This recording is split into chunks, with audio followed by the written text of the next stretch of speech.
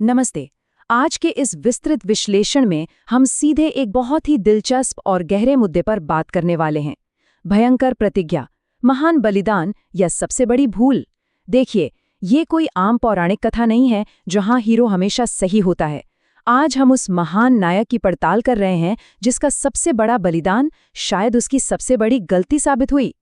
जब भी बात आती है कि अपनी कसम बड़ी है या फिर समाज का भला, तो भीष्म पितामह की ये कहानी एकदम सटीक बैठती है।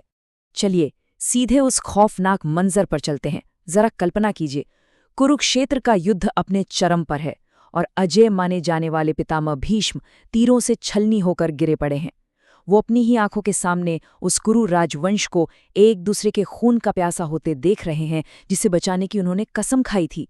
सच कहूं तो ये एक ऐसा दृश्य है जो सीधे दिमाग में ये सवाल डाल देता है कि यार, आखिर ये सब शुरू कहाँ से हुआ। तो यहाँ हमारे सामने एक बहुत ही बुनियादी सवाल है। क्या इतना बड़ा महाविनाश बस किस्मत का खेल था, या फिर ये सीधे तौर पर एक अकेली बेहद कठोर प्रतिज्ञा का नतीजा था?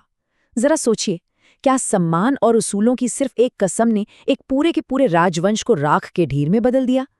आज हमारी इस चर्चा का मुख्य फोकस यही है, भयंकर प्रतिज्ञा। आइए थोड़ा समय में पीछे चलते हैं, उस पल में जिसने इस पूरे त्रासदी का बीज बोया था।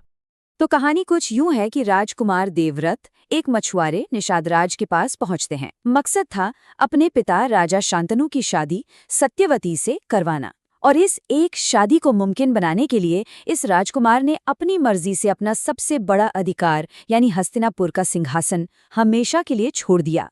इसी को हम भीष्म प्रतिज्ञा कहते हैं। इसके दो बहुत ही कड़े हिस्से थे।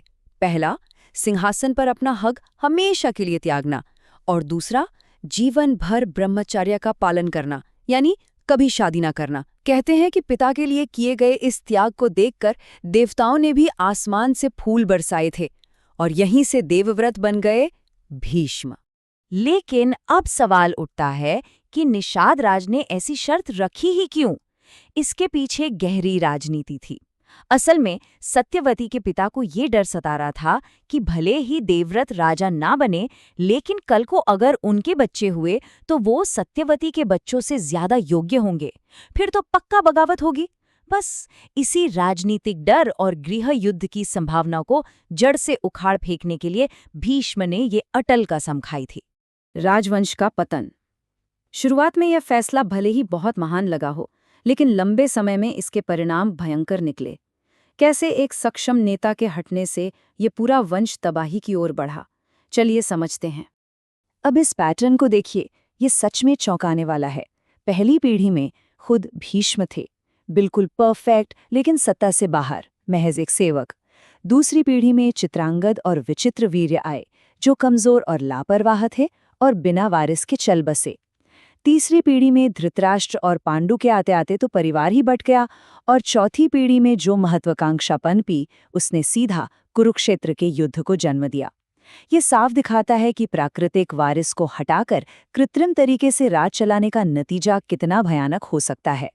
भीष्म अंत तक एक गलत शासक का साथ देने के लिए मजबूर रहे।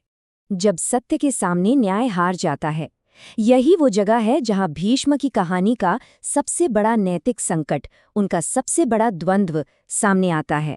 देखिए, यहाँ एक सीधा सा टकराव है। एक तरफ है उनका सत्य, यानी अपनी कसम, अपने उसूलों पर टिके रहना, और दूसरी तरफ है न्याय, यानी जो सही है उसका साथ देना, निर्दोषों को बचाना।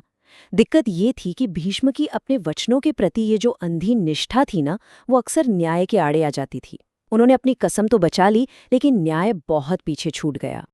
इसका सबसे खौफनाक रूप हमने तब देखा जब भरी कुरु सभा में चौसर का खेल चल रहा था। द्रौपदी का अपमान हो रहा था, और पूरी सभा में सबसे ज्ञानी, सबसे शक्तिशाली इंसान बिल्कुल खामोश बैठा था। क्यों?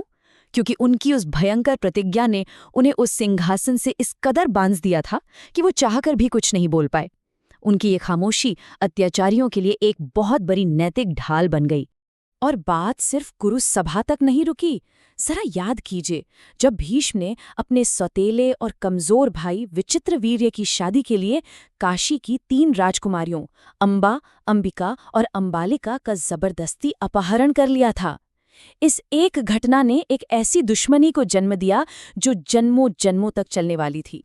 अब इस पूरे कर्मात्मक लूप को समझिए। अम्बा राजा शाल्व से प्यार करती थीं, लेकिन इस अपहरण की वजह से शाल्व ने उसे ठुकरा दिया।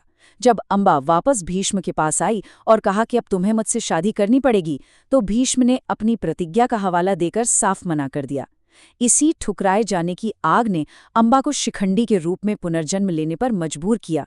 और किस्मत का खेल देखिए, अंत में वही शिखंडी वो ढाल बना जिसके पीछे छिपकर अर्जुन ने अजय भीष्म को तीरों से छलनी कर दिया। ये पूरी कहानी कितने कमाल के रूपक इस्तेमाल करती है। एक तरफ उनकी माँ गंगा है जो बहती हैं, बदलती हैं। ये इस बात का प्रतीक है कि धर्म को भी समय और स्थिति के हिसाब से लचीला होना चाहिए। लेकिन दूसरी तरफ भीष्म है जिन्होंने अपनी कसम से उस बहते हुए धर्म को एक सख्त पत्थर में बदलने की कोशिश की। और अंत में वो बाणों की शैया ये साफ बताती है कि हम जो सख्त नियम बनाते हैं ना, अक्सर वही हमारी तबाही का कारण भी बनते हैं। नैतिक ज्ञान की विफलता। तो यहाँ हम एक बहुत बड़े सवाल पर पहुँचते हैं। क्या भीष्म का अपनी कसम का ये अंधा पालन उनके महान नैतिक ज्ञान की सबसे बड़ी हार थी? चलिए वापस युद्ध के मैदान में चलते हैं। 58 रातें बाणों की शैया पर पड़े हुए भीष्म ने पूरे 58 दिन और रातें उत्तरायण के शुभ मुहूर्त का इंतजार किया। सच कहूं तो ये असहनीय शारीरिक दर्द सिर्फ तीरों का घाव नहीं था, ये उस भारी कर्मात्मक कर्ज का दर्द था जो उन्होंने अन्याय के सामने चुप रहकर कमाया था। अब इस दृश्य को देखिए। युद्ध खत्म हो चुका है, युधिष्ठिर जीत तो गए हैं, लेकिन अपनों को मारने के अपराध बोध से दबे हुए हैं।